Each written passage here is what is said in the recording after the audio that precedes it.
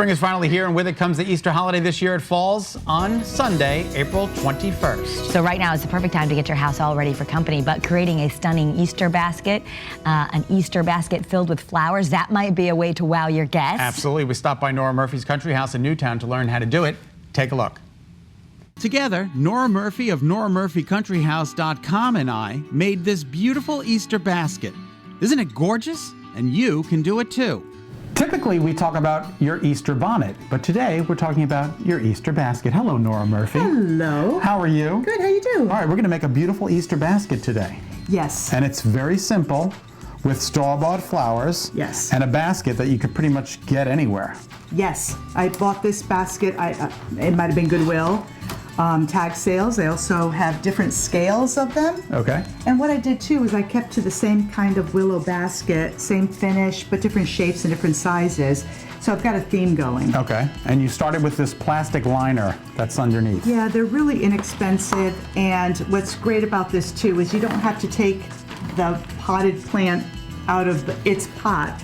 You can place them all in here, water them, and you don't have to worry about it. Which is just great. Yes. So what I do is literally start with the largest plant, which is a daffodil, but I also want to show you that I'm going to push it this way.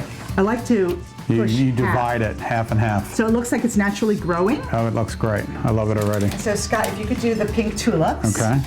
And I like that they're kind of big and wonky. And I have white tulips.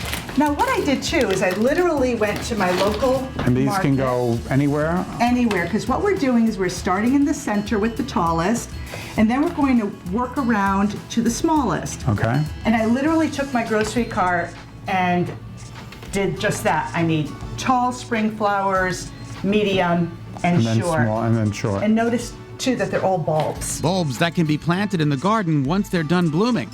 Nora and I continue placing the flowers in their pots right into the basket. So then I'm going to tuck a white up here, and maybe close to it like that, and you're over here. And if they're flopping over too much, you can be sure to just turn them. Okay. It smells so good in here. It smells like spring. It smells like spring. It's wonderful.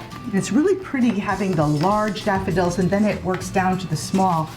And you might want to take my yellow tulips and put these nestled in with all the yellow over there, which would be really pretty. And then I've got more yellow tulips, and I think I'm gonna put a little yellow here. You wanna put maybe your yellow over here? Sure. We'll show everybody how we're just kind of distributing the color. So we've got the pinks and the yellows going, a little touch Yellow of here, white. Nora? Can on the you other put on the side? other Yeah. side, love? Perfect. Next, we add hyacinth. So beautiful and so fragrant. And then last but not least, I would love for us to make room for these little grape hyacinths. They're kind of wild and a pretty color. And if we can tuck them, oh, that'd be really pretty. I got a little space Push, over especially here. they have squishy pots, so they go in easily. Don't be afraid to push. Don't be afraid to push. And what I've done too is water these before pushing them in. You water them before they go into the basket. Yes. Okay. Let's push him in. Okay. Isn't that pretty? Absolutely gorgeous. Now, I'm gonna just clean up my mess here. And we're not done yet. Branches that Nora has gathered from the great outdoors are added next. I think what we'll do next is we'll put the branches in. So, now at this time of the year, we've got all these bare branches, and I love things that look real. So what we're going to do, Scott, is we're going to just tuck them. These are branches literally from outside. Yes, this was my winterberry. And different sizes, you could do little guys.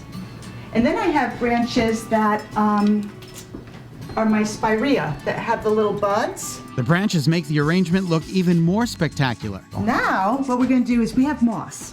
Okay, now tell me where you got this moss. This moss came from my local nursery, Hollandia, but you can get it at Michael's. You can get it pretty much any craft store or florist nursery. And what this is, it just comes in plastic bags. And it's dry when you get it. It's dry, and I don't think people realize that it's really good to soak this and bring it back to life. Okay. Because it's dehydrated, Okay. natural moss. So what I do is I take a piece, And I just soak it for about an hour. You don't even have to soak it that long. But see how now you can work with it and it looks like the real deal? So I'm going to go on this side so you can see what this looks like. And what I do is I fill in with the moss. So it really looks like it's growing. It looks amazing. We continue squeezing out the water from the moss and placing it throughout the basket. And one package of moss goes a long way. Is this just one package? This is one package. And finally, we add ribbon to both sides of the handle, tie it into bows, and our Easter basket is complete. So we can show everybody every side of this. Look how beautiful that Is pretty implanted. And you all watched us do this. And this is going to be the centerpiece for my Easter buffet. Where can we go for more inspirational ideas? Oh, to NoraMurphyCountryHouse.com. Happy Easter, everyone. Happy Easter. So beautiful. It really was easy to make. Yeah, that is so beautiful. And even if you don't have a basket that big, you could just take her ideas and make it a little bit smaller. Beautiful. For more Easter inspiration, head to NoraMurphyCountryHouse.com.